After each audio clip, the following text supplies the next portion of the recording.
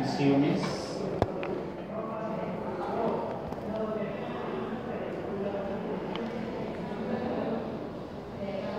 Y habilitamos la opción de los estándares. Entonces, como observan, ahora sí están activas estas herramientas. Bueno, inicialmente podríamos nosotros hacer un análisis exploratorio de datos espaciales.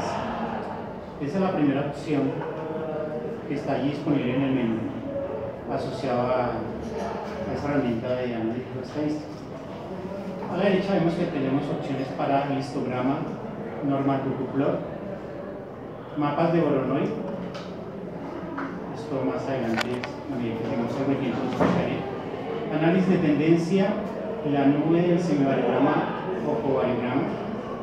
Y luego aquí hay una rayita que separa estas dos últimas opciones, que son el plot general, básicamente un plot bivariado, y la nube de covarianza cruzada o el covariograma cruzado. Estas dos últimas opciones son útiles para cuando se desea trabajar con O'Kriging. O'Kriging va a ser un método multivariado que sobre el final de esta parte de estadística les estaré mencionando. Vamos a pasar rápidamente por algunas opciones de estas y luego nos vamos a concentrar ya en la parte del ajuste del variograma. Entonces, primera opción, histograma. En esta ventana ustedes observan que está el layer, está el atributo. El layer está bien, es el de estaciones, pero el atributo no está bien. Deseamos analizar la precipitación, será la última opción que está aquí disponible. Y aquí ya nos da un histograma. Siempre tener cuidado porque, bueno, la gente cuando da solamente clic, ya lo hace muy rápido y es muy común, a mí aún me pasa, que de repente deja otra variable que no lo estaba analizando y termino haciendo operaciones indebidas. Entonces hay que tener ahí un poco de paciencia. ¿Qué estadística nos envía esto? Esta ventana nos muestra aquí que hay 136 estaciones, el valor mínimo es 376, el valor máximo es 6.825, hay un promedio de 1.491.9, la mediana es de 1.101, tenemos la desviación estándar, el tercer cuartil, el primero, la kurtosis y el sesgo. Se dice que cuando los datos se acercan, se aproximan a una distribución normal, la mediana tiene que ser aproximadamente igual, la media tiene que ser aproximadamente igual a la mediana y esta debería ser también aproximadamente igual a la moda. Aquí no nos están pidiendo la moda. Vemos que los dos son un poco diferentes porque tenemos 1491, el cual difiere de 1101. Y por el lado de arriba, el sesgo, vemos que no se aproxima a cero. En el caso de una normal, desearíamos que este número estuviese cercano a cero. La kurtosis, también para distribuciones normales, ese número debe estar cercano a 3. Entonces, en este caso, definitivamente estos datos podemos decir que no son normales. Es muy obvio ya con la distribución que vemos aquí en el histograma, porque vemos que los datos están sesgados, ¿cierto? Y presentan una simetría a derecha. Entonces aquí hay dos datos que es probable que estén afectando ese comportamiento de la distribución de nuestros datos. Esos datos los he sombreado allí y los vemos en esta parte con una marca. Estos datos corresponden a estaciones que están ubicadas en el piedemonte llanero. Y allí pues lógicamente pues, hay unos niveles de precipitación muy diferentes al resto del departamento. Entonces, una opción de partida puede ser que uno esté interesado en remover dichos datos y volver a analizar qué pasa con el comportamiento de los demás datos. Eso lo podría hacer ahí. Pero otra opción, sin necesidad de remover datos, es simplemente crear una transformación. Y aquí, donde dice transformación, encontramos dos opciones. Hay una transformación que es la que dice el libro, es logaritmo natural básicamente. Y la otra que es la transformación Bosc-Cox. Esta transformación Bosc-Cox es probable que algunos ya la hayan visto, pero no. Ahora vemos si se los muestran en tablero, si no, pues mañana. De momento les digo que es una transformación que toma una forma y elevado a la lambda, luego al mismo nivel de y le restamos 1, y se divide por lambda. ¿Sí? Esa es la transformación que trae el ArcGIS, porque hay unas transformaciones un poco más robustas que probablemente ustedes vieron en el curso de econometría, los que ya vieron el curso de econometría, como puede ser aquí en medida geométrica, ¿cierto? Elevado a la lambda menos 1 en el denominador. Pero esa no es la que trae aquí, la que trae aquí es la que les comento. Y cuando lambda es igual a 0, él usa logaritmo natural. Eso se puede demostrar. Entonces, para este caso, uno podría usar transformación Bosch-Cox. Si yo pongo potencia 1, esto es lo mismo que decir que no transformé. Pero tengan cuidado, porque si la fórmula y a la lambda menos 1, quiere decir que yo tomé y, que es la precipitación, lo elevé a la 1, por lo tanto me quedó una variable, ¿cierto? Y luego le resté 1. Entonces, si tenía precipitación 350, me quedó 349. Y eso se dividió por lambda, que es 1. Entonces, al decir aquí que usamos Bosch-Cox con parámetro 1, no quiere decir que no hayamos hecho nada. Sí hicimos, desplazamos todos los valores de la variable en una unidad. Pero la curva, lógicamente, la seguimos viendo igual. Entonces, si alguien por algún motivo, porque a veces entregan algún informe y dicen, encontramos que la mejor transformación es lambda igual 1, pues ahí no encontró nada, simplemente lo que se evidenció es que no era necesario transformar. Siempre potencias de lambda cercanas a 1 lo que nos indican es que no es necesario hacer una transformación. ¿Es importante hacer una transformación y llevar estos datos a una normal? Sí. Si estamos haciendo nosotros un perigiado, los perigiados, para que sean unos buenos predictores, para que estos sean lo que llaman un predictor óptimo, es necesario que sean los datos normales. Si los datos no son normales, los perigiados no es que esto sea un requisito de fuerza mayor que ustedes no puedan hacer nada. Sí van a poder hacer un análisis geoestadístico, pero los resultados no van a ser seguramente los que uno desearía. Entonces, la condición de normalidad es algo deseable en el caso de trabajar con métodos como los perigianos. Para el caso, muy seguramente esto puede estar en 0. Entonces, hay un método que yo les explico a veces en los cursos de econometría, que es el de la escalera de transformaciones de Tukey. Y entonces uno asume que la variable está en su estado natural y uno empieza a elevar potencia, son como transformaciones de potencia. Y en la medida en que incrementa la potencia, los datos se van para un lado, ¿cierto? O si bajo la potencia, los datos se van para el otro lado. Eso es básicamente lo que dice ese método empírico. Entonces, por ejemplo, si estaba en 1, yo podría elevarlo a la 0,5. Parece que tiene una configuración, no 0,5. Entonces, si observan, ya no se ve tan pesada una cola, ¿cierto? Ya los datos se desplazan más hacia el centro. Y esto uno lo puede llevar luego a 0.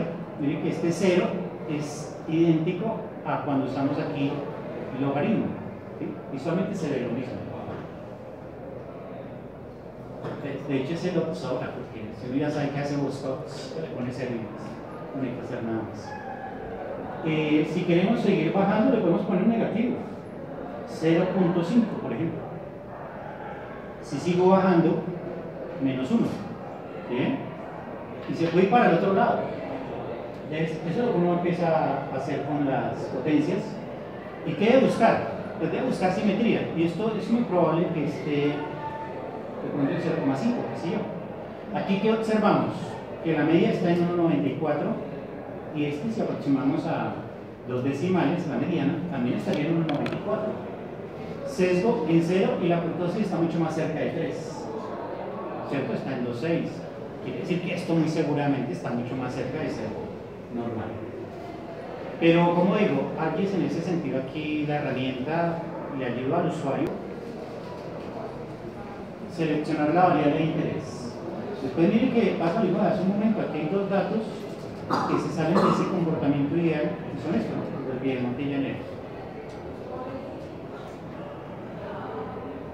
En ArcGIS hay que tener cuidado en las versiones, hasta las versiones 9.3, cuando uno sondea estos datos y continúa con todo el análisis. Él solo trabajaba todos los cálculos con estos dos datos que yo seleccionaba. Entonces, si yo le pedía un estadístico, alguna cosa, una interpolación, él solo trabajaba con estos datos sombreados. Y las interpolaciones no las hacía con menos de 10 registros. No sé si en las últimas versiones ahora trabajé con 4, con 5 datos. Lo cierto es que hasta donde pude comprobar, la versión 9.3 trabajaba con mínimo 10 registros. Entonces, por eso mismo hay que seleccionar, porque porque si no el programa de pronto se le bloquea. Bueno, si ya permite con menos, no estoy seguro. Luego, aquí hacen lo mismo. Si decimos que la transformación apropiada es esta, lo hacemos, ¿cierto? Y lo ideal es que esos datos queden lógicamente en diagonal, ¿cierto? Entonces, como observan, sí, está en diagonal. A pesar de eso, este dato sigue estando un poco distante. Eso no puede hacer las dos cosas. Lógicamente, ustedes pueden remover datos atípicos y luego transformar, si es que aún encuentran problemas. Pero bueno, eso no estaría seguro cuando haga una prueba de normalidad. Antes, un poco difícil, ¿cierto? Entonces, para eso es el normal QQPlot. Allá comparan los cuantiles asociados a una normal de la distribución teórica y la experimental, la que obtuvieran con sus registros. Estos son los polígonos de Voronoi. Ahí lo estaba haciendo con la variable que no es, ¿cierto? Porque vamos a trabajar en la precipitación. Esto es un poco complejo, me puede demorar casi 2 horas explicándole toda esta parte de cómo se calculan estos polígonos. En las notas de clase del libro, digamos en el libro,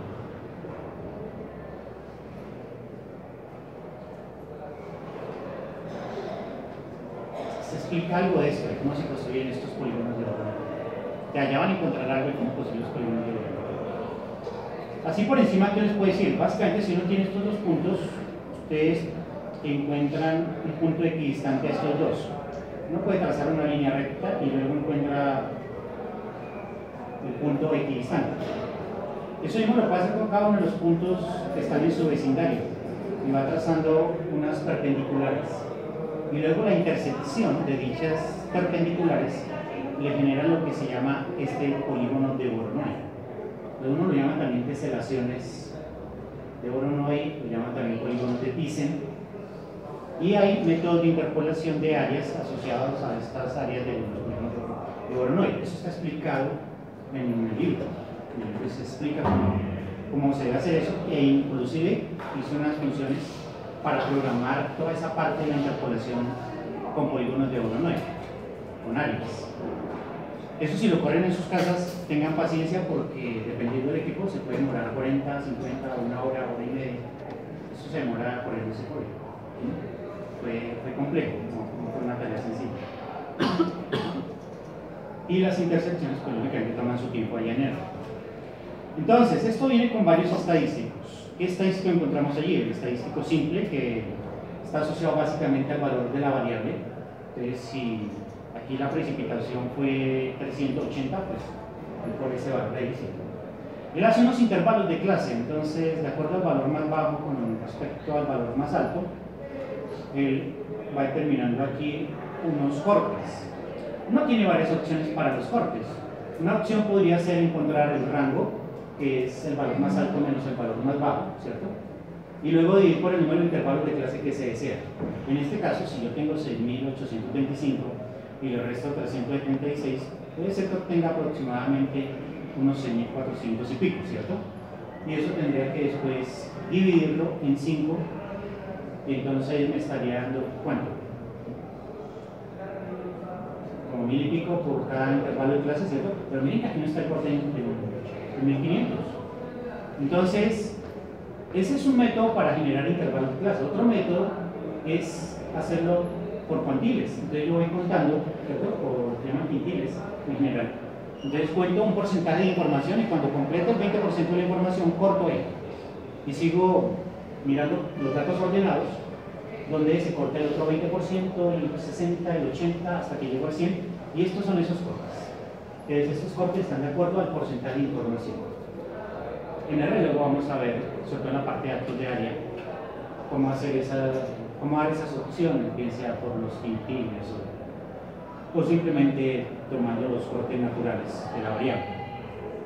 Entonces, de acuerdo a eso, ellos generan aquí esos 5 intervalos, y si el valor de la variable es, por ejemplo, 900, entonces dicen que hay en el segundo intervalo, por lo tanto le vamos a poner dicho color, ¿sí? Le asocian un color a cada polígono. Lo mismo, seleccionamos la variable. Bueno, estas últimas versiones de API ya permiten hacer estas ventanas más grandes. Antiguamente Estas ventanas eran fijas y no, era muy poco lo que se podía hacer. Ahora esto ya se puede agrandar. Básicamente aquí ustedes automáticamente tienen unos movimientos. Si observan esto, lo voy rotando. Pero este movimiento aquí vertical no está activo. Si ustedes lo quieren activar, se van aquí a rotar en grab. Y este se ilumina, pues ya lo podemos trabajar, ¿cierto? Podríamos visualizar los datos así. Luego lo rotamos.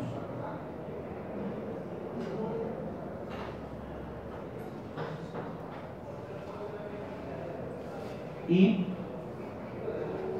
con este también lo podemos llevar hacia el fondo, hacia el frente. Entonces, si lo roto así, ¿qué perfil será este? Aquí está X, aquí está Y. En términos de direcciones sur, norte, este, oeste, ¿qué perfil es ese? Aquí está Y, aquí está X.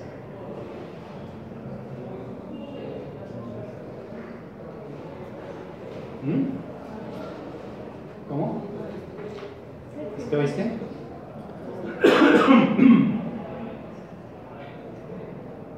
¿Qué dijeron?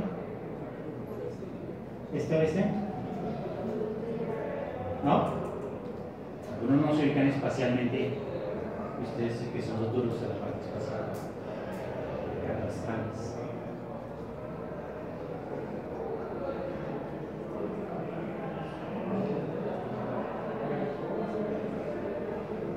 Bueno, si no lo han visto claro, entonces lo voy a rotar así y volver a la pregunta.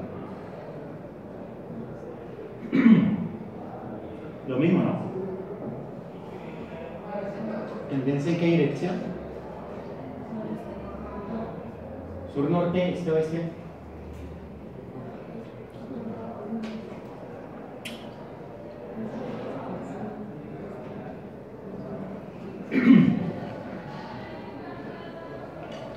Cuando el eje queda aquí en el origen, es que ya no lo estamos analizando el que va hacia el lado, ¿cierto? Este ya sería una dirección sur-norte y el anterior era este-oeste. Pero miren que el programa aquí sugiere, él sugiere una tendencia, entonces le pone esta línea en azul. Ustedes pueden ver que aquí hay unos puntos más altos, seguramente estos pueden ser los del Piedmont y Llanero, los valores muy elevados. Si no los quitara igual, los demás datos hay unos abajo, otros arriba. Entonces, aunque el programa le sugiere aquí un comportamiento de una tendencia, la verdad es que uno no queda muy convencido de que esa tendencia sea de orden 1, ¿cierto? Por lo menos yo no quedaría muy convencido que esto sea de orden 1. Y en la otra dirección que tenemos, que se está sugiriendo esto, puede tener un poco más de sentido, porque aquí se ven muchos puntos, baja, luego sube, de aquí no vuelve y baja. Entonces, como esto es muy empírico, no sé si no lo ven, se lo pueden agrandar un poco. Como es demasiado empírico, entonces mi recomendación es que no usen un paquete estadístico, un programa estadístico, un software estadístico, y hagan una regresión. Y en la regresión determinen si el orden de la tendencia es 1 o el orden de la tendencia es 2, o cuál es el orden de la tendencia. Claro, si fuese solamente 1, pues debemos mirar si la coordenada X o la coordenada Y son significativas estadísticamente, ¿cierto?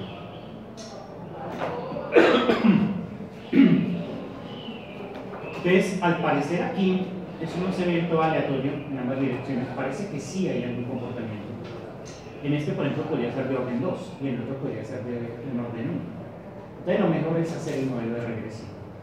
El modelo de regresión, pues, estar un poco más tranquilo acerca de la tendencia.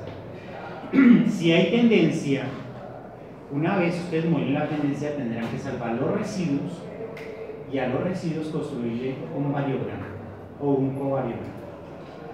Si no hay tendencia, directamente a la variable z, en este caso precipitación anual, le haremos el ajuste del variograma o el covariograma. ¿Entendido? Entonces, si llega a haber tendencia, hay que modelar la tendencia. Lo primero que hay que hacer. ¿Cómo? tendencia es poner Z en variable respuesta y al lado derecho dejamos beta sub 0 más beta sub 1 por la coordenada este, por ejemplo, más beta sub 2 por la coordenada norte, para una tendencia de orden 1. Ese modelo se corre, se hace, se le salvan los residuos y los residuos seguramente van a estar autocorrelacionados, ¿cierto? Entonces, como están autocorrelacionados, a eso le hacemos un variograma o un covariograma. Entonces, cuando se mueve la tendencia, quiere decir que estamos removiendo la tendencia.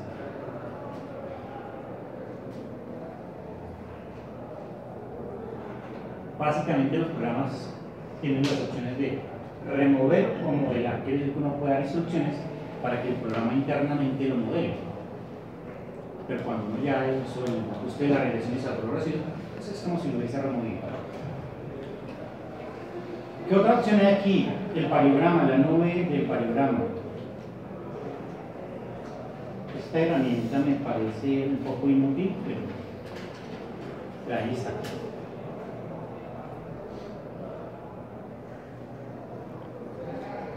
Sí. A esto es lo que tenemos que ajustarle un variograma. En la práctica eso no se ve nada bonito, ahí no se ve la curva clara del esférico, ni el océano, ni el máter, ahí no vemos nada, es un montón de puntos. Aquí vamos a ver los métodos. Está el método determinístico, distancia inversa ponderada y DW. Interpolación polinomial global, interpolación polinomial local, funciones de base radial. Entonces, por ejemplo, en funciones de base radial, aquí ustedes tienen completamente regularizada spline, spline con tensión, multicuadrática, inversa multicuadrática y spline capa delgada. Usando el como plato.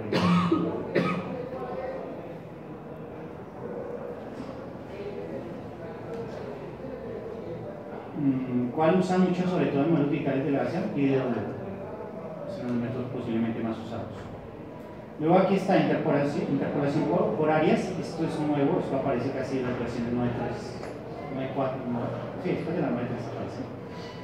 Y está el Kriging bayesiano y hay una interpolación con barreras. Estos que están aquí, unos suavizamientos tipo kernel. Entonces, de momento voy a dar un método de estos estadísticos, por ejemplo, Kriging.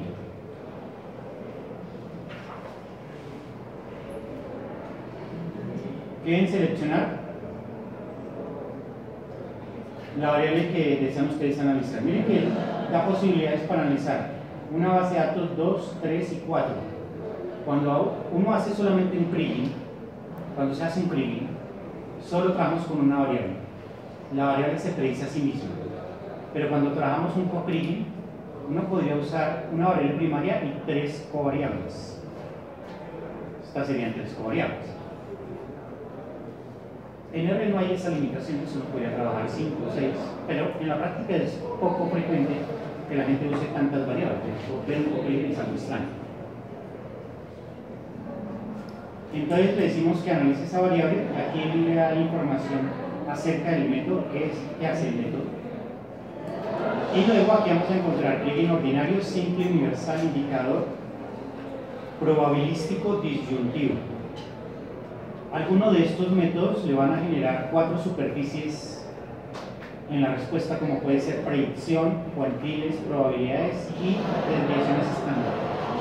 Cuando trabajemos en R, solamente vamos a tener el mapa de predicciones y el mapa de varianzas, que serían estas desviaciones estándar al cuadrado. Y entonces en R vamos a tener las varianzas, que son esas desviaciones estándar al cuadrado, y el primero que está señalado, que son las predicciones. No tenemos nada más allá. Si uno quiere estas, pues habría que diseñar el método o diseñar las funciones para obtener esa salida. Miren que aquí en kriging simple, que es el que toma por defecto ArcGIS en su modelo de estadística, ustedes tienen una transformación que es la normal score. La normal score básicamente es como una estandarización, en donde ustedes toman la variable, la restan la media y dividen por la desviación estándar. Aquí tienen otras, aparece el logaritmo, Boscots, estas dos ya la conocíamos, ninguna ya sabe qué significa que no transforma. Y aparece arcoseno. Arcoseno se recomienda cuando la variable es de porcentaje. Entonces, cuando nos movemos entre 0 y 1, recomiendan usar arcoseno. Es arcoseno cuando traen variables de porcentaje. Hay muchos de porcentajes, ¿cierto? Porque podríamos mirar el porcentaje de contenido de calcio en una profundidad en un suelo entre 0 y 20 centímetros, o entre 20 y 40 centímetros. Entonces, analizamos porcentajes, en algunos casos. Aquí aparece por defecto Normal Score, y miren que hay otra opción que dice transformación antes del decluster, ¿cierto? Hacer una transformación antes de ¿qué? Desagrupar. Ese clustering es un desagrupamiento. Entonces era lo que les decía el otro día. La gente habita en zonas urbanas, por lo tanto ubica muchas estaciones en donde habita la población, ¿cierto? Y en donde no hay zonas pobladas, montañas, zonas desérticas, pues muy seguramente no aparecen casi estaciones, ¿cierto? Excepto que tengan interés en analizar algo allá. Y por consiguiente uno va a tener la información agrupada en una zona. Pues entonces el programa aquí tiene unos métodos internos que le desagrupan esa información y que le permiten calcular un promedio de una forma más apropiada. Si yo no hago esto, sino que digo ninguno, automáticamente el promedio que me va a dar, porque este criteriado simple asume que la media es conocida, como vamos a ver en próximas semanas, entonces él toma todos los datos y con esos datos calcula un promedio. ¿Entendido? Entonces tomamos todos los valores de precipitación y se calcula un promedio. ¿Qué problema puede tener eso? Que los datos del Piemonte Llanero pues fueron exageradamente altos. Entonces esos valores van a sesgar el promedio de lo demás, ¿cierto? Sin pensar, ni siquiera aquí en este caso en que las estaciones estén todas uniformemente distribuidas o que estén aleatoriamente distribuidas, sino estamos pensando que es solamente el valor de la variable. Entonces más adelante vamos a ver cómo es ese cuento del declustering. Eso te lo explico en una sesión. Kriging ordinario dice transformación. ¿Qué tipo de transformación? Ninguna, pero si nosotros ya hicimos previamente un análisis, deberíamos haberle hecho aquí Boscots con lambda tanto, ¿cierto? Primero saben que hay que transformar. Y por otro lado, si encontró que había tendencia, entonces este programa tiene ya unas fórmulas rígidas incorporadas para el trabajo de la interpolación, y son ninguno. Cuando digamos aquí ninguno, quiere decir no hay tendencia, ¿no? No hay tendencia. Sigo aquí constante, ¿a qué se refiere? A que en el modelo, si ustedes piensan en un modelo de regresión, aparece z igual beta sub 0. Esa constante hace referencia al intercepto. Sigo primer orden. El programa va a asumir que hay tendencia y que esta tendencia es z igual beta sub 0 más beta sub 1 por la coordenada este más beta sub 2 por la coordenada norte. Si le digo segundo orden, ¿qué va a aparecer ahora?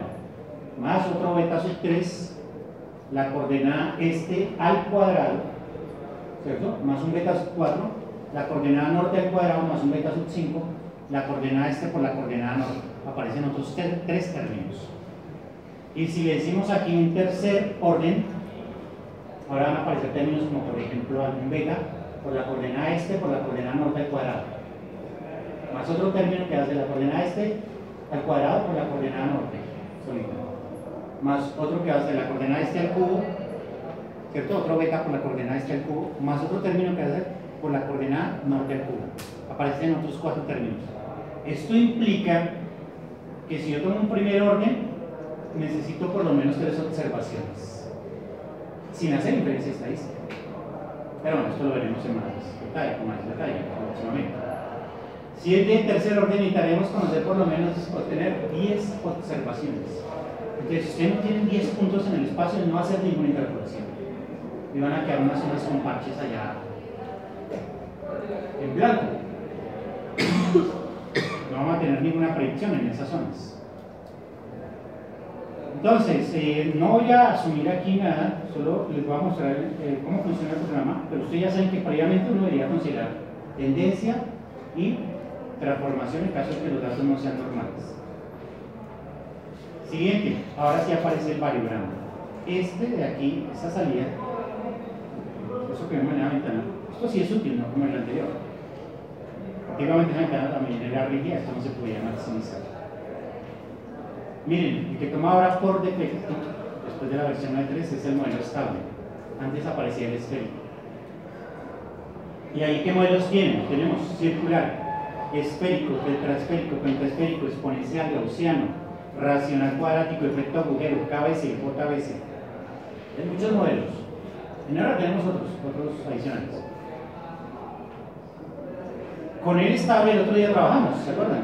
Hicimos ahí un pequeño trabajito en el Excel de teoría, pero con varios de estos ya hay ejercicios ahí en el Excel. Aquí me diría que sobran este exponencial y gaussiano, ya como si uno tiene el estable ya puede hacer muchas cosas. ¿Qué más tenemos? Modelos. Miren que aquí aparece un modelo de semivariograma. Luego aparece modelo 2. Aquí usted puede meter modelo 2. Modelo 3. ¿Sí? Entonces uno puede anidar modelos. Esto es modelo 1, modelo 2, modelo 3 es para anidar modelos. Nosotros ya hicimos un ejercicio anidando modelos. Anidamos dos modelos, ¿cierto? Y ustedes tienen una tarea también de anidamiento de modelos. Sería con modelo 1, modelo 2. ¿Qué tenemos aquí arriba? Hay una opción para optimizar. Está la variable del semivariograma. Miren que aquí no puede hacer semivariograma. Y donde dice covarianza es realmente un covariograma. Ahí quedó como raro, les confunde al usuario. Si uno piensa en una semivarianza es como un cálculo puntual. El semivariograma es el gráfico en donde nos muestran todo ese manchón de puntos que corresponden a semivarianzas. Pero no pasa con una covarianza. La covarianza es un cálculo particular. Un covariograma es el gráfico asociado a las covarianzas. Bueno, pueden ser errores ahí de edición. Luego aquí tenemos efecto pepita. La pepita es el nugget, este. ¿Cierto? El nugget. Aquí. Y tiene dos opciones, dice falso o true. Entonces, hará referencia a si usted lo quiere calcular o deja que el programa lo calcule automáticamente. Antiguamente solamente aparecían esta calculadora y un lápiz. Entonces, con lápiz, porque no tengo ni idea cómo está eso espacialmente. Y esta parte de considerar una determinada cantidad de vecinos de momento, pues no la vamos a discutir mucho. Yo voy a dejar 10 vecinos para ambos casos. Lo que uno piensa es que en la medida en que tenga más vecinos, pues el cálculo va a ser más complejo. Él siempre va a hacer el cálculo aquí en el centro de ese círculo y ese cálculo se le da aquí las coordenadas X y Y y abajo le da la predicción es esta. Además, como son los 10 vecinos más cercanos, le está dando un peso, una ponderación a cada uno de los vecinos más cercanos. Estos son los pesos para los vecinos más cercanos.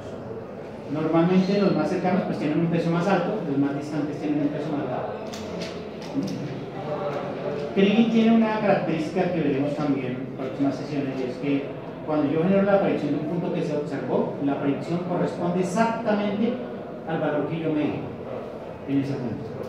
Es decir, son interpoladores exactos. Mis predicciones coinciden con mis observaciones. Eso va a generar un uso de otros métodos para valoración del ajuste, como va a ser el caso de la validación cruzada. Entonces, de momento aquí no voy a entrar en muchos detalles, vamos a darle siguiente. Él nos imprime una tabla ya con los valores que fueron usados en los cálculos. Está el valor de la observación, la predicción, el error estándar, el error estandarizado, el valor normalizado, es decir, el estándar de la media, el error que es el estándar. Y nos arroja aquí unos gráficos. En este gráfico que observan en pantalla, ese dispersograma, observamos en el eje de las X las mediciones y en el eje de las Y las predicciones. ¿Qué desea uno? Que esta línea azul pase lo más cerca posible de esta línea gris que está en la diagonal de ese rectángulo. Un valor que esté abajo, como en este caso, este punto rojo, quiere decir que la medición fue, por ejemplo, aquí de 4.245 y su predicción fue de 1.549. Por lo tanto, puntos que estén por debajo de esa recta van a indicar que fueron subestimados, y puntos que estén arriba van a indicar sobreestimaciones. Sobreestimaciones que hace referencia a que yo observé un valor bajo y mi predicción me dio un valor mucho más alto. Entonces tenemos ahí que habrá un porcentaje de sobreestimación y otro porcentaje de subestimaciones. Cuando él hace la variación cruzada, por eso aquí aparece variación cruzada, ¿cierto? Por dirección. Entonces tenemos aquí la media, la raíz del cuadrado medio del error. Entonces uno podría leer toda esta parte en inglés. Los errores de predicción, dice la media de los errores de predicción, la raíz del cuadrado medio de los errores de predicción, la media estandarizada de los errores de predicción. Entonces hay estadísticos para eso. Entonces, si es la media es el MPE, si es la raíz del cuadrado medio del error de predicción, entonces uno le diría RMSPE. El RMSPE es la raíz del cuadrado medio de predicción. Ese lo vamos a usar muchísimo. Y aquí aparecen otros estadísticos como el promedio de los errores estándar, la raíz del cuadrado medio estandarizado. Este es un estadístico que tiene mucho peso. Este tiene mucho peso. Anteriormente, cuando hicimos el ajuste del variograma, nosotros nos concentramos en la suma de cuadrados del error y la suma de cuadrados del error, pero ponderada, ¿sí? O la suma de errores ponderados, de errores cuadráticos ponderados. Aquí ArcGIS no le va a dar en el variograma esos estadísticos. Pues estamos hablando de variación cruzada, bueno, de ajuste vía máxima verosimilitud.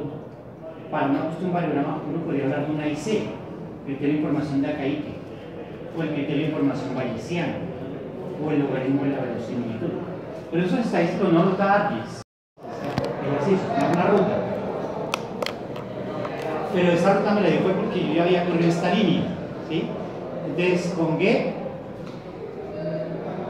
yo miro en qué archivo estoy allá parado, ¿cierto? En qué carpeta. Y con Z, si no me gusta en donde estoy parado, ubico una nueva, pongo un directorio de trabajo, ¿cierto?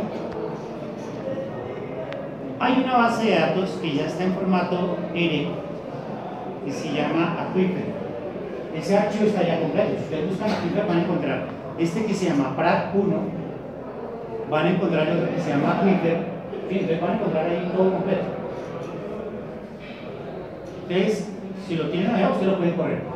Y si mañana quieren, lo traen y me empiezan a correr en el libro, que yo voy explicando uno, que es este. Entonces le digo, cargue el archivo, y entonces aquí ya dice Aquifer. ¿Sí? ¿Qué me muestra esto? Pues entonces ahí tenemos 85 datos, voy a decir el nombre, names, y aparece la coordenada este, la coordenada norte y la altura de esa tablita que asocian al nivel piezométrico.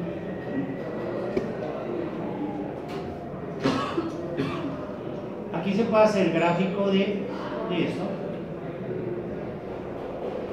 ¿Por qué no aparece nada? Porque no corre esta línea, ATAS.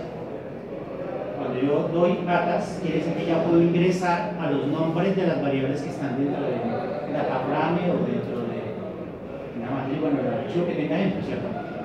Si no le doy ATAS, él no va a encontrar este, no va a encontrar norte. Entonces, primero hay que darle ATAS. ATAS no es muy recomendable cuando uno programa porque se vuelve muy lenta las funciones. A mí en particular no me gusta mucho eso cuando hago programas. Ahora sí, le damos gráfico y ahora sí reconoce los puntos. Entonces está mostrando cómo están los puntos, como la distribución espacial. ¿Cierto? Entonces se ve más agrupamiento aquí en una parte, menos agrupamiento en esta zona. Esta otra opción de gráfico, mirenla. ¿Sí que no aparecen los puntos? ¿Cómo lo hacen? Le dan type igual y entre comillas n.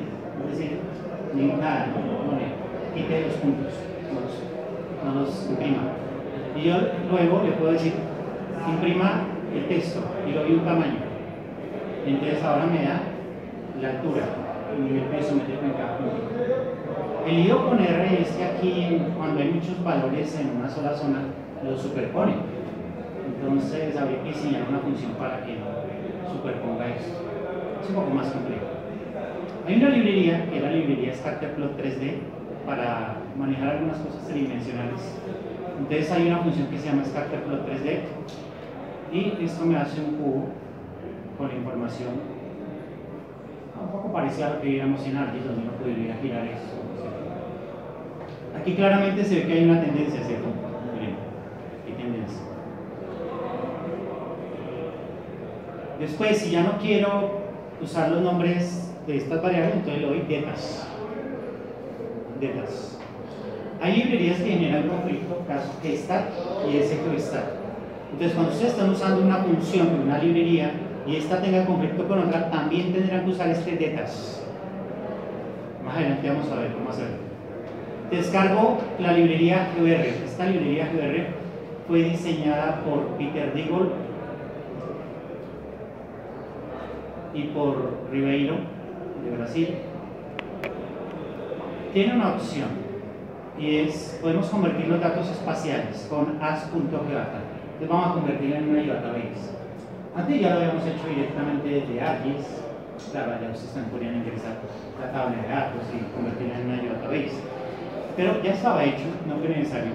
Aquí para hacerlo, si ya tengo un data frame y solo tengo tres variables, la coordenada S y la coordenada Y, y la verdad que me interesa analizar, simplemente le doy el nombre aquifer y ya. Entonces, cuando le pregunten qué clase de objeto es acu.geo, él va a decir que esto es una geodata. Él dice, es una geodata.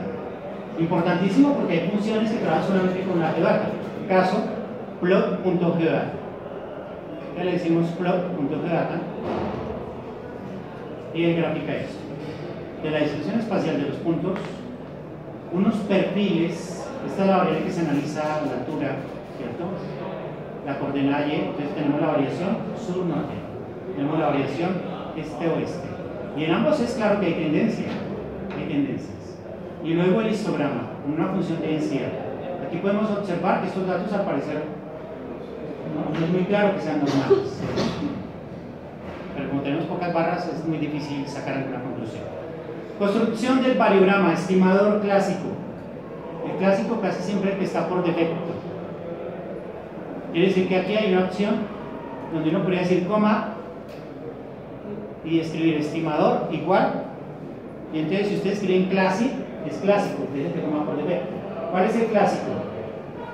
El de la formulita que vimos, ¿se acuerdan? Sumatoria, SSI, J, que pertenece a NH, y luego entre paréntesis S sub I, ZS sub I, menos ZS sub J, todo eso elevado al cuadrado, dividido dos veces el número de parejas. Ese es el clásico, el de Materón.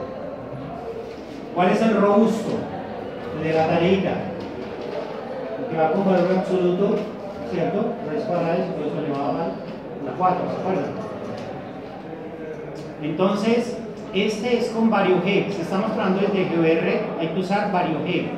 Se le da el nombre de la geodata y hay muchas opciones luego internamente. Claro, si ustedes quieren la ayuda, solo escriben interrogante vario G.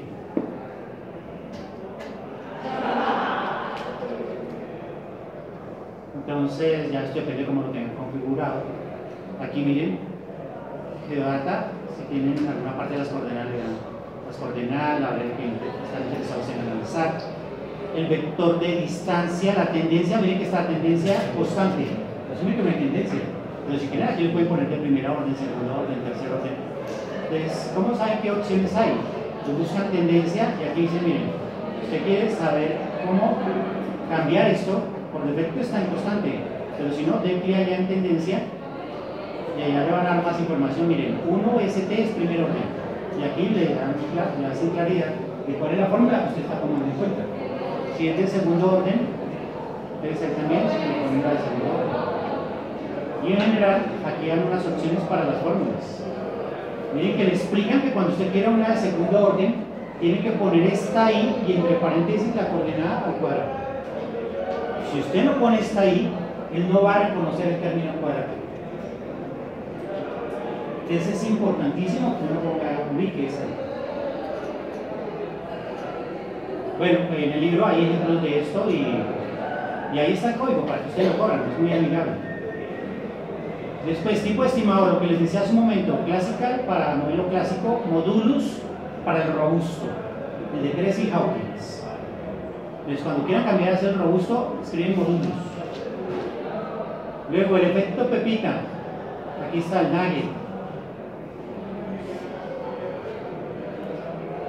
Aquí hay unas opciones para el semidiagrama, si lo quieren por cajitas, si quieren la nube, si quieren uno suavizado, si quieren construir el semidiagrama unidireccional. Uno le puede dar una dirección, miren, dirección, una tolerancia, la tolerancia que vimos hace un momento en el atlas.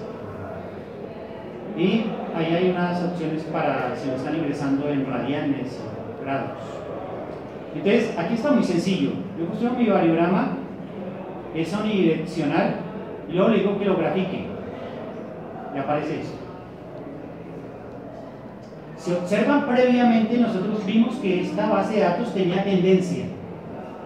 Entonces, cuando el semidiagrama ustedes vean que esto sube y crece, significa que la tendencia no ha sido removida. Y entonces estaríamos pensando que la estacionariedad media está presente y que nosotros no la hemos removido. ¿Qué deberíamos hacer? Removerla, ¿cierto? Otra cosa, el semidiagrama aquí seguramente va hasta una distancia de 280 más o menos. Esa puede ser que sea la máxima distancia. Y como les dije en sesiones previas, uno debería construir el semidiagrama hasta la máxima distancia que hay entre nuestras observaciones dividido por 2. Por lo tanto, yo debería construir máximo el semidiagrama seguramente por aquí hasta 140, que sea más o menos a esta distancia. Si ustedes no hacen eso, es probable que luego tengan mucho ruido y que saquen conclusiones erróneas.